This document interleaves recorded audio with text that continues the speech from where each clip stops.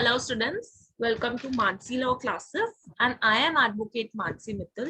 तो स्टूडेंट्स ये आपका लेक्चर नंबर 2 है ऑफ इंडियन कॉन्ट्रैक्ट एक्ट। अभी हम ओवरव्यू पर ही हैं इंडियन कॉन्ट्रैक्ट एक्ट के, राइट। तो लेक्चर 1 में हमने कई सारी चीजें देखी थी। हमने बेसिकली डाइसेक्शन किया था, कौन कौन से सेक्शंस हमें पढ़ने हैं। हमने बेसिकली डाइसेक्ट किया था कौन कौन से सेक्शंस हमको पढ़ने हैं, राइट। उसके बाद हमने एप्लीकेबिलिटी देखी थी इंडियन कॉन्ट्रैक्ट एक्ट की। कुछ हमने वर्ड्स देखे थे प्रियम्बल से रिलेटेड। तो आप क्या मुझे बता सकते हैं प्रियम्बल के अंदर कौन से 2 वर्ड्स थे जो मैंने आपको याद रखने के लिए बोले थे? Yes, ma'am, it's define and amend. ठीक है, ये ऐसी छोटी छोटी चीजें ना प्रीलिम्स में बहुत काम आती है और उस टाइम ये क्वेश्चन आ जाता है और नहीं आता होता तो लगता है ओ शिट कितने स्टूपिड है। आता था और इतना स्टूपिडिटी वाला क्वेश्चन, हलवे जैसा क्वेश्चन नहीं किया, ठीक है। और उसके बाद हमने डेट्स देखी थी, इन्फोर्समेंट डेट, इनैक्टमेंट डेट, है ना।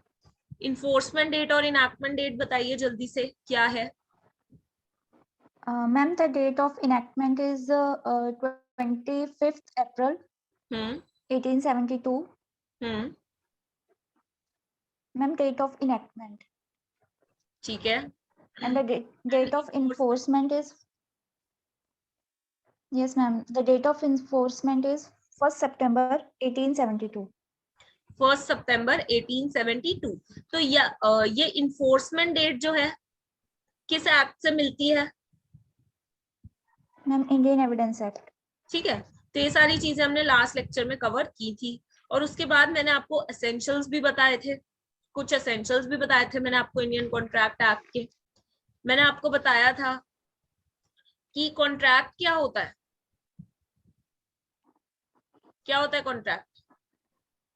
Ma'am, an agreement which is enforceable by law. ठीक, उसके बाद मैंने आपको बताया था कि सारे कॉन्ट्रैक्ट्स जो हैं एग्रीमेंट तो होते हैं लेकिन सारे एग्रीमेंट कॉन्ट्रैक्ट्स नहीं होते। जैसे कि मैंगो है, सारे मैंगो फ्रूट्स तो हैं लेकिन क्या सारे फ्रूट्स मैंगो हैं? नहीं, ठीक है। फिर उसके बाद हमने स्टार्ट किया था एक टॉपिक जिसके अंदर की मैंने आपको बताया था कि क्या क्या कॉन्ट्रैक्ट्स नहीं होते, विच आर नॉट कॉन्ट्रैक्ट्स। तो बताइए which are not contracts. Ma'am, any social matter, agreement regarding any social matter और डोमेस्टिक अरेंजमेंट्स। तो social matters and domestic arrangements. तो क्या आप मेरे को बता सकते हैं सोशल मैटर्स और डोमेस्टिक अरेंजमेंट्स, मैंने आपको कहा कि ये एग्रीमेंट्स कॉन्ट्रैक्ट्स नहीं होते हैं।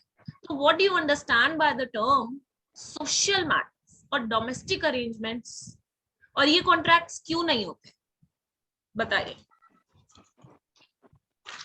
Ma'am, in case of social matters, two friends are there and they agreed with each other to go to the water park, and one of them breached the contract subsequently. So the other one cannot sue him because in this case, the intention to create legal relationship, which is one of the essential of a valid contract, is not present. Okay. And what do you understand by the term domestic arrangements? Ma'am, domestic arrangement, any kind of agreement or arrangement, we can say, which is settled out between the husband and wife, or between any two family members. So these kind of जी. क्योंकि यहाँ पे भी intention नहीं, तो चलिए जो beginners हैं उनको मैं समझाती हूँ। देखिए सोशल मैटर्स से रिलेटेड क्या है और डोमेस्टिक अरेंजमेंट क्या है।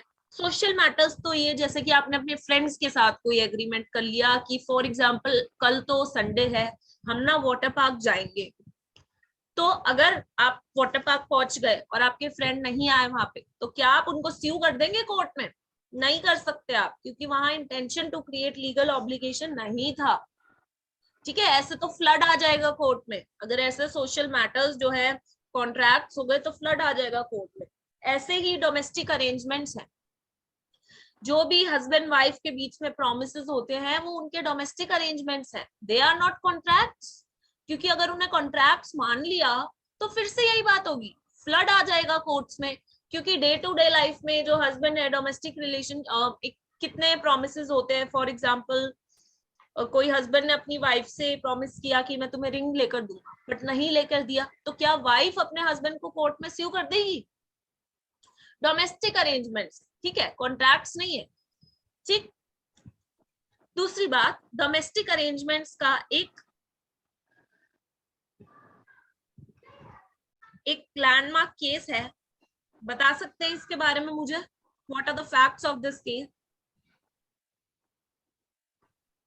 What are the facts of this case? Yes ma'am. बताइए। Ma'am in this case husband and wife जो है मैम इंग्लैंड जाते हैं on leave, but due to some work reason husband को वापस अपने वर्क प्लेस पे आना पड़ता है मैम। एंड द वाइफ उससे पहले लीव करने से पहले मैम प्लेस वो वाइफ को प्रॉमिस करके जाते हैं कि आपको उनको वो मेंटेनेंस ग्रांट करेंगे, और मैम सब्सिक्वेंटली अपने वर्क प्लेस पे पहुंचने के बाद वो प्रॉमिस फुलफिल नहीं करते हैं। ड्यू टू दिस रीजन जो वाइफ है उनको सू कर देती है मैम कि उन्होंने अपना जो है कॉन्ट्रैक्ट तोड़ दिया, उसका ब्रीच कर दिया। So in that case ma'am it is not maintainable because as I have earlier said कि वहाँ पे intention to create legal relationship नहीं था। ठीक, तो ये केस बहुत ज्यादा इंपॉर्टेंट है लिखना, Balfour versus Balfour. It is a very important and landmark case, ठीक है। आई होप फैक्ट समझ में आए होंगे कि इसमें हस्बैंड और वाइफ होते हैं। तो हस्बैंड, ठीक है, अपनी वाइफ को इंग्लैंड में छोड़ के अपने जॉब के सिलसिले में चले जाते हैं और कहते हैं कि तुम यहीं रुको इंग्लैंड में, और वहां मैं जॉब करने जा रहा हूँ, वहां से मैं तुम्हें पैसे भेजता रहूं, ठीक है। बट हस्बैंड को पता चलता है कि उसकी वाइफ उसके साथ ऑनेस्ट नहीं है, तो वो पैसे नहीं भेजता है, तो वाइफ स्यू करती है।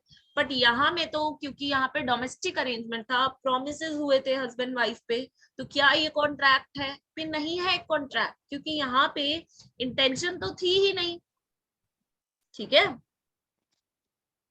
तो इसीलिए कोर्ट ने भी डिनाई कर दिया उसको कि he is not bound to pay to his wife, ठीक है। तो बैल्फोर वर्सेस बैल्फ। अब आ जाते हैं हम एसेंशियल्स पे एक बार दोबारा। पहले तो मैंने आपको एसेंशियल्स ऊपर ऊपर से बताए थे, पर कुछ चीजें हैं जो हमें अब डिटेल में देखनी होंगी। बेयर एक्ट को मैं अभी भी टच नहीं कर रही हूँ, ठीक है। बेयर एक्ट को हम नेक्स्ट क्लास से टच करेंगे। I hope you all are making the notes. अगर आपने ये नोट्स बना लिए और आपने ये क्लासेस जो सीरीज है इनको फॉलो कर लिया पूरा इंडियन कॉन्ट्रैक्ट एक्ट का, तो you are good to go for your judiciary exam, ठीक है। तो चलिए पहले मुझे वन बाय वन बताइए, जैसे कि एटलीस्ट 2 पार्टीज होनी चाहिए, ठीक है। एक पर्सन खुद के साथ तो करेगा नहीं ना कॉन्ट्रैक्ट, एटलीस्ट 2 पार्टीज तो होनी चाहिए। तीसरी बात, एक पार्टी ऑफर देगी, दूसरी पार्टी क्या करेगी उसको? Ma'am accept. ठीक है, तो इसके अंदर सबसे पहली बात तो नोट मेकिंग कीजिए कि इंडिया में ये जो वर्ड है यहाँ ऑफर, तो इंडिया में इस वर्ड की जगह प्रपोजल यूज किया जाता है और इंग्लैंड में यूज किया जाता है ऑफर, ठीक। इतनी सी बात क्लियर। दूसरी बात, ऑफर एंड एक्सेप्टेंस, वैसे इन सभी चीजों की डिफाइन आपको सेक्शन 2 में दी गई है, basic defines void voidable, but अभी बेयर एक्ट पे नहीं जा रही हूँ। तो ऑफर क्या है? अगर 2 पार्टीज है ए और बी और इन्हें आपस में कोई कॉन्ट्रैक्ट करना है, तो ये ए बी को ऑफर देगा। अब इसने कुछ चीज को ऑफर दिया है तो बी इस ए को एक्सेप्टेंस भी तो देगा ना। फॉर एग्जाम्पल, ए ने बी को एक ऑफर दिया, क्या तुम मेरा घर खरीदोगे? क्या तुम मेरा घर खरीदोगे 10 लाख रुपीस में? तो बी ने अपना एक्सेप्टेंस दिया ए को, यस। तो ए ने क्या किया, ए ने ऑफर दिया उसको कुछ चीज करने के लिए, टू डू एन एक्ट, ठीक है, और बी ने उसको एक्सेप्ट कर लिया। अब इनका कॉन्ट्रैक्ट हुआ है कुछ करने के लिए, ठीक है। इसने जो ऑफर दिया है ए ने कुछ करने के लिए कि तुम मेरा घर खरीद लो। अब ऐसा भी हो सकता है कि इनका कॉन्ट्रैक्ट हो एब्सटेन करने के लिए, रोकने के लिए, ये तो एक्ट करने के लिए हुआ। हो सकता है ए की कहीं पर दुकान हो,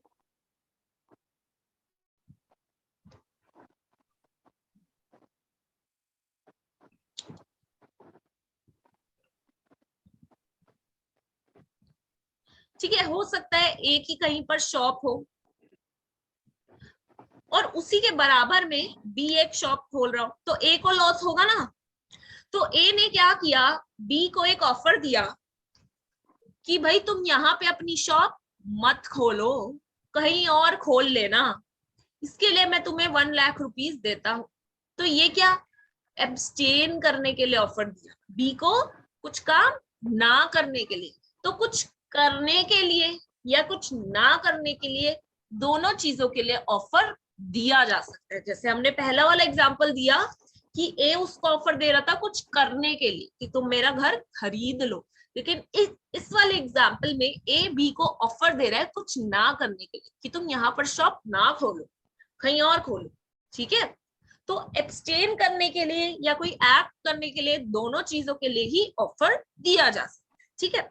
और सामने वाला अपनी कंसेंट दे देता है तो उस चीज को कहते हैं एक्सेप्टेंस, ठीक है।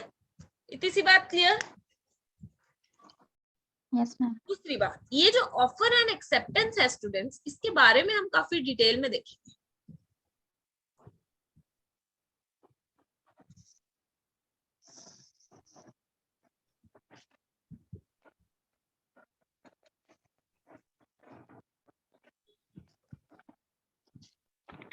ठीक, ये ऑफर एंड एक्सेप्टेंस जो है स्टूडेंट्स, ये सबसे पहली बात तो क्लियर होना चाहिए, ठीक है। इट मस्ट बी क्लियर, ये ऐसा ना हो कि ऑफर आपका वेग है या एम्बिगस है, ठीक है, कि भाई क्लैरिटी नहीं है आपके ऑफर में, ठीक है। फॉर एग्जाम्पल जैसे ए है, ए की यहाँ पर शॉप है, यहीं पर बी की, ये बी की 2 दुकानें हैं, ठीक है, ये बी की 2 दुकानें। ए ने बी को ऑफर दिया कि तुम यहाँ पे जो तुम्हारी दुकान है, यहाँ पे जो तुम्हारी दुकान है उसको बंद कर लो, कहीं और खोल लो और मुझसे 1 लाख रुपए ले लो। तो कौन सी वाली दुकान की बात कर रहा है ए? ए ने वो तो बताया नहीं अपने ऑफर में, वो इस वाली दुकान की बात कर रहा है, बी की इस वाली दुकान की बात कर रहा है, इस वाली दुकान की बात कर रहा है, या इस वाली दुकान की बात कर रहा है? कौन सी दुकान की बात कर रहे हैं? तो ऑफर क्लियर होना चाहिए, अनएम्बिगस होना चाहिए, कोई डाउट नहीं होना चाहिए, बिल्कुल क्लियर होना चाहिए। ये वाली बात समझ आई इस एग्जांपल से? Yes ma'am. दूसरी बात, बी भी जो अपनी एक्सेप्टेंस दे रहा है वो भी क्लियर होना चाहिए, बिल्कुल, ठीक है, अनकंडीशनल होना चाहिए। वो कह रहा है, ए ने बी को ऑफर दिया कि तुम यहाँ पर अपनी दुकान मत खोलो, इसके बदले में मुझसे 1 लाख रुपए ले लो। बी ने कहा कि ठीक है, मैं यहाँ पे दुकान तो नहीं खोलूंगा, पर उसके बदले में तुम मुझे 2 लाख रुपए दो। तो क्या ये एक्सेप्टेंस है? क्या ये नो एक्सेप्टेंस है? मैम। नहीं है। क्यों नहीं है? मैम यहाँ पे एक्सेप्टेंस नहीं हुआ है, यहाँ पे क्रॉस ऑफर कर दिया मैम उसने। ठीक है स्टूडेंट्स, देखिए यहाँ पे जैसे कि मैं आपको कॉन्सेप्ट समझा रही हूँ कि एक्सेप्टेंस अनकंडीशनल होना चाहिए। जैसे ही आप अपने एक्सेप्टेंस के साथ कुछ कंडीशंस लगा देते हो, ठीक है, यानी कि जिस सेंस में ऑफर आया है वैसे ही सिमिलरली आपको एक्सेप्ट करना पड़ेगा। आप कुछ कंडीशन लगाते हो, आप कुछ एड ऑन करते हो, तब आपका एक्सेप्टेंस एक्सेप्टेंस नहीं रहेगा। अब आपका एक्सेप्टेंस क्या बन जाएगा? ऑफर बन जाएगा, क्रॉस ऑफर। ठीक है, अब आप उसको ऑफर दे रहे हो, अब ए एक्सेप्ट करेगा कि वो 2 लाख रुपए देगा या नहीं देगा, ठीक है। तो जिस तरीके से ऑफर दिया गया है सिमिलरली वैसा ही उसी चीज के लिए आपको एक्सेप्टेंस देना है। अगर आपने एक भी चीज ऊपर नीचे करी या एक्सेप्टेंस में कुछ कंडीशन लगाई तो वो एक्सेप्टेंस एक्सेप्टेंस नहीं रहेगा, वो एक्सेप्टेंस अब क्या बन जाएगा, ऑफर बन जाएगा। अब वो सामने वाली जो पार्टी है जिसने आपको पहले ऑफर दिया था, जिसके बदले में आपने उसको क्रॉस ऑफर दिया है, अब वो उसको एक्सेप्ट करेगा। तो यहां पर क्या हो रहा है, तो यहां पर क्या हो रहा है, ए ने उसको ऑफर दिया कि बी ने सिमिलरली उसको एक्सेप्ट नहीं किया, बी ने कुछ कंडीशंस लगाई, तो अब ये एक्सेप्टेंस एक्सेप्टेंस नहीं रहा, अब बी ने ए को ऑफर दिया, अब ए इसको एक्सेप्ट करेगा। ये कॉन्सेप्ट समझ आया इस एग्जांपल से?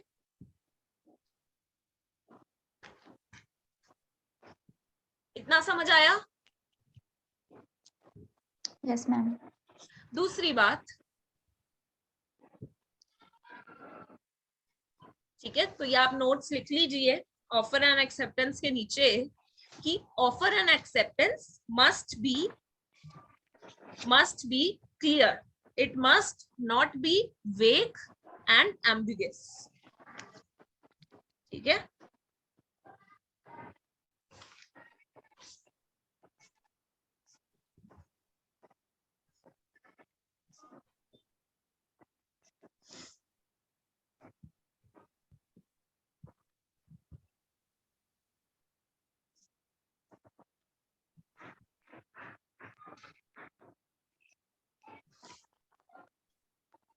ठीक, लिखा। नाउ सेकंड पॉइंट, जैसे ए और बी है, अब इन्हें कॉन्ट्रैक्ट करना है, तो बी जो ऑफर, ए जो ऑफर देना चाहता है बी को, वो उसको कम्युनिकेट करेगा ना, बी को सपना तो आएगा नहीं कि ए मुझे कोई ऑफर देना चाहता है, तो कम्युनिकेशन होनी जरूरी है। ए अगर बोलना चाहता है उसको कि तुम मेरा घर खरीद लो, तो ये बात ए, इस ऑफर को ए कम्युनिकेट करेगा टू द बी, है ना। वो जैसे भी कर सकता है, चाहे वो टेलीफोन करे, चाहे वो पोस्ट करे, है ना, किसी भी तरीके से। और अब ए को सपना तो आएगा नहीं, सपने में आके बी तो बोलेगा नहीं हाँ मैं घर खरीदूंगा, बी को भी कम्युनिकेट करना पड़ेगा ना अपना एक्सेप्टेंस टू द ए, है ना। तो कम्युनिकेशन होना चाहिए, कम्युनिकेशन होना चाहिए ऑफर एंड एक्सेप्टेंस का। और ये कम्युनिकेशन किन किन तरीकों से हो सकता है, ये एक्सप्रेस भी हो सकता है स्टूडेंट्स, और इम्प्लाइड भी हो सकता है। अब एक्सप्रेस और इम्प्लाइड कम्युनिकेशन कैसे हो सकता है, ये कोई मेरे को बता सकता है? अमन बताइए। Ma'am express communication is by the words, expresses in some other way, ठीक है, in एक्सप्रेस writing तो हो गया ना, can बोल say। के कर दिया, चिट्ठी लिख दी, फोन कर दिया। Yes ma'am, इम्प्लाइड कैसे exactly। होगा? By the conduct. Yes ma'am, by act or conduct of the parties। For example, कोई एग्जाम्पल दीजिए कंडक्ट का। देखिए स्टूडेंट्स, एक्सप्रेस तो मैंने आपको समझाया, जैसे मैं आपको कोई ऑफर देना चाहती हूँ कि आप मुझसे ट्यूशंस लेंगे 3000 रुपीज में, तो मैंने आपको ऑफर दिया, मैंने आपको सीधा बोल कर बता दिया, आपने बोल के मुझे एक्सेप्टेंस दे दी, यस मैम हम बिल्कुल लेंगे। तो ये गया एक्सप्रेस, बिल्कुल बोलकर बता दिया, जाहिर कर दिया, एक्सप्रेस कर दिया। और इम्प्लाइड क्या होता है, इम्प्लाइड का एग्जाम्पल दीजिए।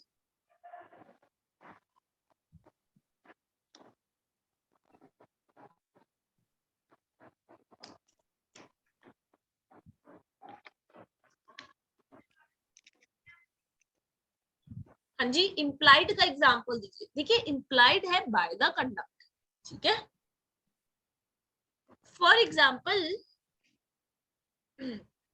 मैंने मैसेज डाला कि भाई जिसको भी मुझसे कोचिंग लेनी है, ये मेरी फीस है और मेरी क्लासेस कल से 5 बजे से स्टार्ट होंगी।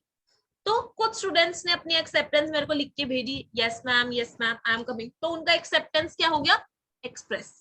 और कुछ स्टूडेंट्स ने क्या किया, सीधा कोचिंग पर आए और फीस सबमिट की और क्लास में आ, यानी कि उनके कंडक्ट से पता चल रहा है ना उन्होंने एक्सेप्ट किया मेरा ऑफर, है ना। उन्होंने कहा तो नहीं मुझे यस मैम, सीधा अगले दिन 5 बजे आ गए कोचिंग लेने, यानी कि उन्होंने अपने कंडक्ट से एक्सेप्टेंस दिखाई। ठीक, इतनी सी बात क्लियर?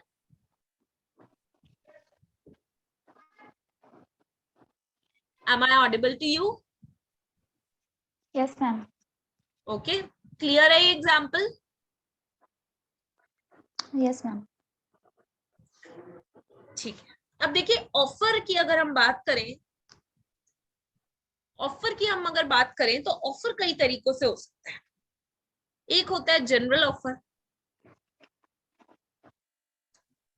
जनरल ऑफर क्या होगा? एक जनरल ऑफर मैंने एक पब्लिक प्लेटफॉर्म पे डाल दिया कि जो जो मुझसे कोचिंग लेना चाहता है वो आ जाए, ये मेरी फीस है, तो जनरल ऑफर। ये मैंने किसी पर्टिकुलर पर्सन को नहीं दिया, मैंने पब्लिक एट लार्ज को दिया।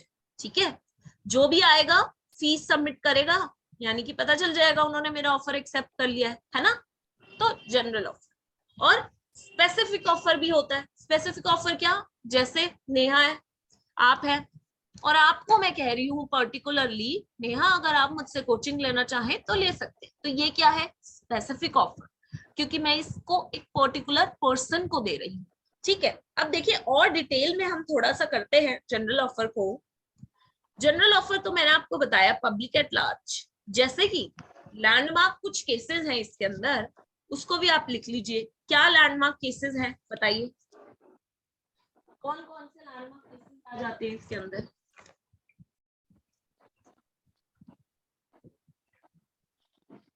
Ma'am, in case of journal offer, Carlier versus Carbolic Mockball Co. Limited case, ma'am.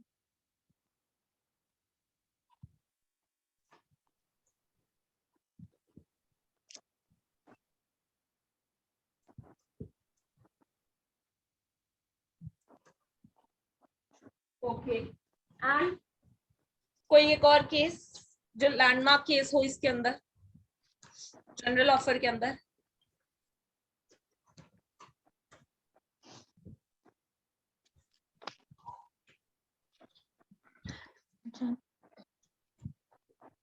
ललमन Shukla versus Gauri Dutt.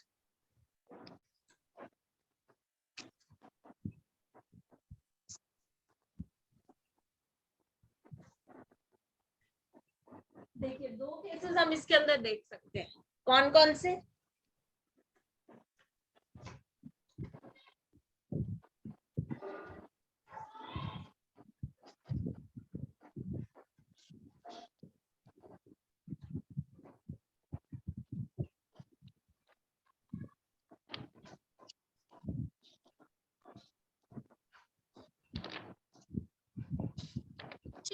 तो दो केसेस हैं जनरल ऑफर के अंदर, ललमन शुक्ला वर्सेस गौरी दत्त। इस केस में क्या होता है बता सकते हैं आप मेरे को इसके फैक्ट्स? ललमन शुक्ला का मैं आपको हिंट देती हूँ थोड़ा सा। ये वो वाला केस है जिसके अंदर की नेफ्यू खो जाता है उस पर्सन का और सर्वेंट ढूंढ के लाता है। बता सकते हैं फैक्ट्स? Yes ma'am. मैम इस केस में जो है एक ऑनर होते हैं मैम, तो उनका जो नेफ्यू है वो मिसिंग हो जाता है और वो अपने सर्वेंट को भेजते हैं मैम उसको ढूंढने के लिए। इन द मीन वाइल वो एडवर्टाइजमेंट भी निकलवा देते हैं मैम कि जिस पर्सन ने भी उनके नेफ्यू को फाइंड आउट करके दिया तो उनको वो रिवॉर्ड देंगे। मैम इस जो सर्वेंट है वो नेफ्यू को ले आता है, उसको मिल जाता है वो, बट उसको रिवॉर्ड की नॉलेज नहीं होती है उस टाइम पे जब वो नेफ्यू को घर लाता है। सब्सिक्वेंटली मैम उसके नॉलेज में आता है कि ऐसे कोई रिवॉर्ड जो एडवर्टाइज किया गया है उसके ऑनर के थ्रू, तो वो उसकी डिमांड करने लगता है मैम, और जिसे कि वो जो उसका ऑनर होता है वो डिनाई कर देता है। और मैम कोर्ट ने भी यही चीज हेल्ड की थी कि सिंस द प्लेंटिव जो था वो इग्नोरेंट था रिवॉर्ड की नॉलेज से, तो जो उसको फिर मैम इंटाइटल नहीं किया गया था क्लेम के लिए, क्योंकि ऑफर हुआ था मैम वहां पर but acceptance was missing there. ठीक, तो देखिए मैं आपको एक बात समझाऊं, जब जनरल ऑफर की बात होती है तो जो कोई भी जनरल ऑफर देता है उससे तो जनरल ऑफर दे दिया है ना। अब आपको आकर बताने की जरूरत नहीं पड़ेगी उस पर्सन को कि हाँ मैं अपना ऑफर एक्सेप्ट करता हूँ। आप जैसे ही उस ऑफर के कंडीशंस को फुलफिल कर देंगे, उनके कंडीशंस को परफॉर्म कर देंगे, वैसे ही समझ लिया जाएगा कि आपने एक्सेप्ट कर लिया है उस ऑफर। ठीक है। अब इस केस में क्या हुआ ना, उस सर्वेंट को पता ही नहीं था कि जो उसके बॉस थे, जो उसके ओनर थे, उन्होंने कोई जनरल ऑफर दिया है कि जो कोई भी मेरा नेफ्यू को ढूंढ के लाएगा उन्हें इतना मनी मिलेगा।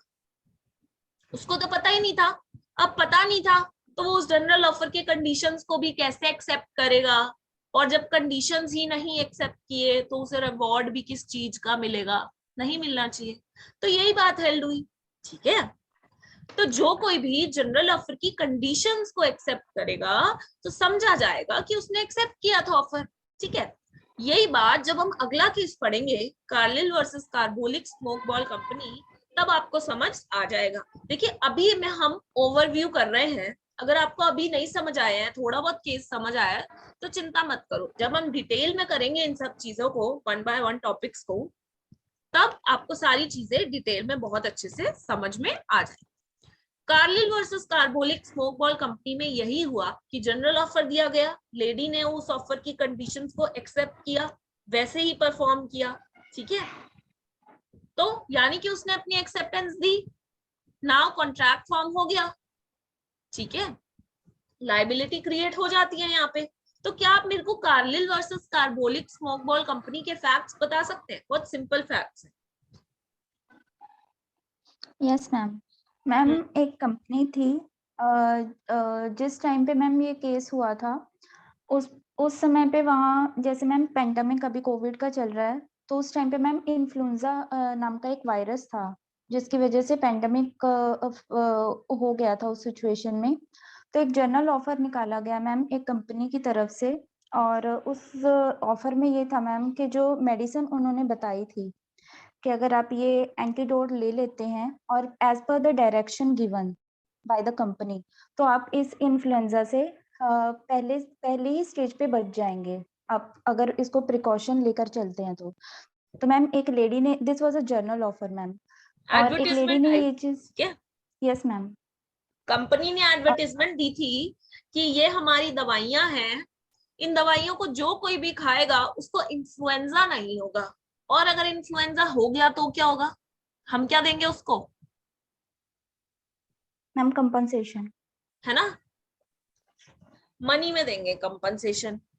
ठीक है। जी तो एक लेडी ने उनका जनरल ऑफर एक्सेप्ट किया, जिस तरीके से उन्होंने एडवर्टीजमेंट में दवाई खाने के लिए कहा गया था उसी तरीके से उन्होंने दवाई खाई। यानी कि उसने क्या किया, जनरल ऑफर की कंडीशंस को फुलफिल कर दिया, फिर भी उस लेडी को इन्फ्लुएंजा हो गया।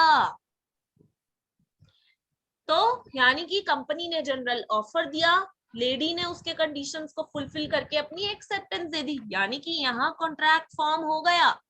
अब वो कंपनी लाइबल हो गई, उन्हें देना पड़ा उस लेडी को पैसा। ठीक है। राइट। चलिए, यस मैम। तो ये तो हो गई जनरल ऑफर की बात, और एक होता है स्पेसिफिक ऑफर।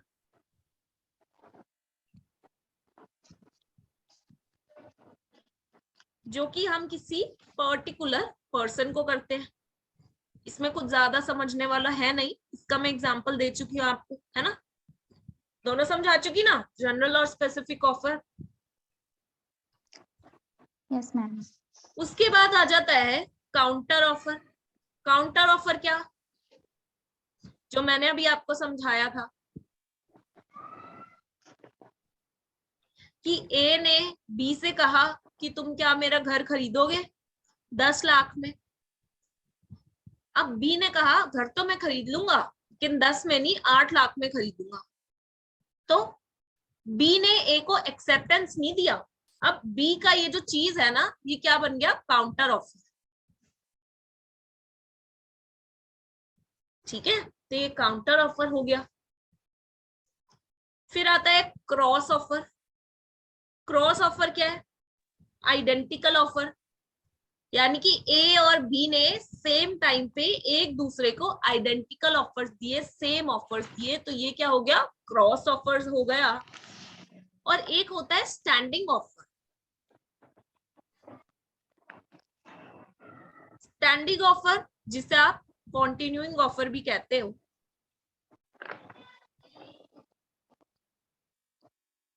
कॉन्टिन्यूइंग ऑफर क्या, जो कि एक स्पेसिफाइड पीरियड के लिए नहीं है, जिसकी एक स्पेसिफाइड डेट नहीं रखी गई कि इस डेट पे ये चीज जो है एंड हो जाएगी।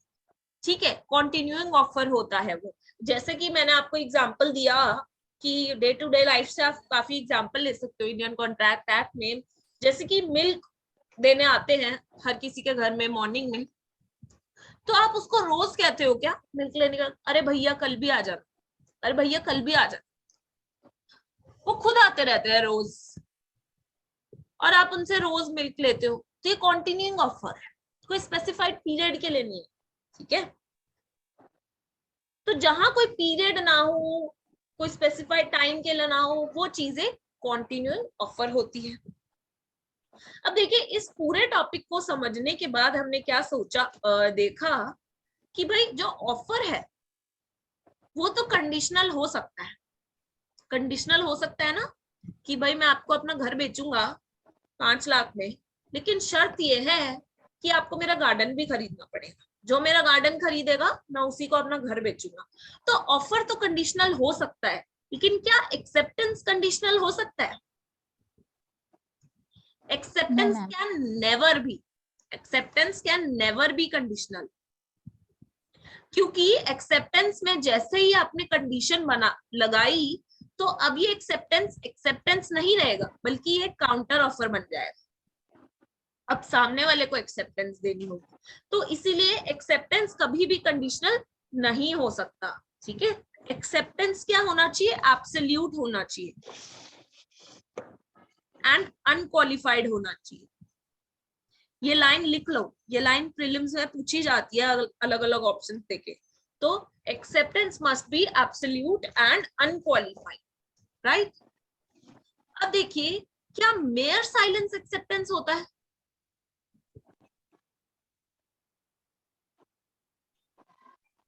मेयर साइलेंस, अगर चुप रहना, आपने सामने वाले को ऑफर दिया, सामने वाले ने ना हाँ कहा ना कहा, तो क्या वो एक्सेप्टेंस होगा?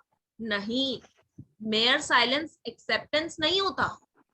ठीक है, फॉर एग्जाम्पल मैंने आपको ऑफर दिया कि क्या आप मेरी कोचिंग लेंगे, अगर आपने सामने की तरफ से जवाब नहीं दिया तो मैं समझ जाऊंगी कि आप मेरा कोचिंग लेंगे, और फिर आप साइलेंट रहे, तो क्या ये एक्सेप्टेंस है? क्योंकि मैंने आपको अपने ऑफर में कहा था कि अगर आप चुप रहे तो मैं समझ लूंगी आपने एक्सेप्ट किया है। तो इज दिस एक्सेप्टेंस अगर आप चुप रहे तो? बताइए। No, ma'am. क्यों, किस केस की बात कर रही हूँ मैं? Ma'am, this is a landmark case, Feldhaus versus Bindley. ठीक है, इस केस में भी यही हुआ था, मैं तुम्हारा घोड़ा खरीदना चाहती हूँ, उसने अपने नेफ्यू से कहा था ना। What are the facts of this case?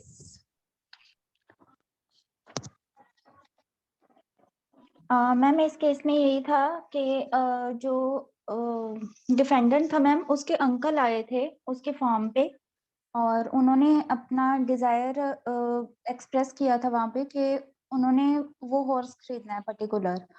तो मैम, इस केस में ये था, बेसिकली सर्वेंट था वहाँ पे, और सर्वेंट ने मैम कुछ नहीं बोला, ना हाँ बोला ना बोला। उस टाइम पे ma'am nephew was not present.